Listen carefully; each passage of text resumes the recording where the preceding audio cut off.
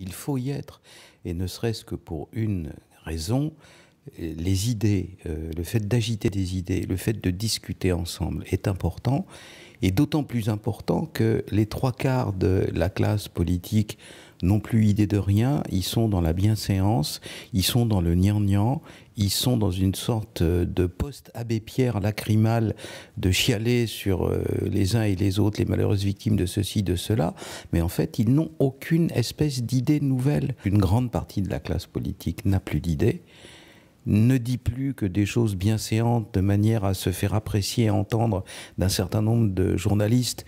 Et il y a une sorte de connivence que le sociologue Michel Maffezoli a baptisé l'infosphère, c'est-à-dire l'espèce de collusion absolue entre les gens qui ont le pouvoir médiatique et ceux qui ont le pouvoir politique.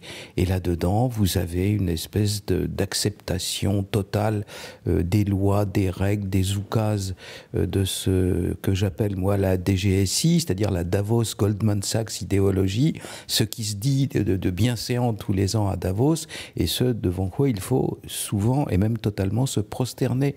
Alors il n'est pas question de ça. Il y a des gens qui ont encore un peu en eux de capacité de rébellion.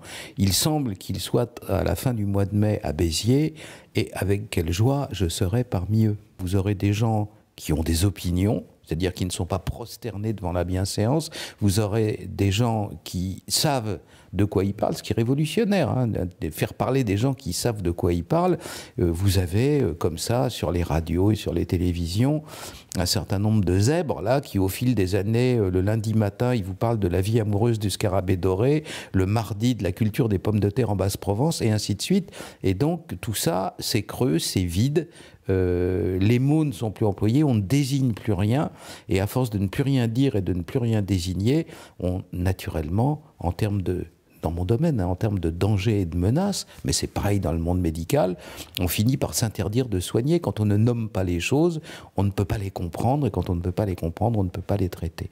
Donc c'est bien qu'à Béziers, même si les gens doivent s'engueuler entre eux, quoi, mais c'est positif que des gens viennent, des gens parlent, des gens fassent état de points de vue experts ou savants sur un certain nombre de problèmes, et qu'on essaye d'aller au fond des choses. C'est tout à fait crucial.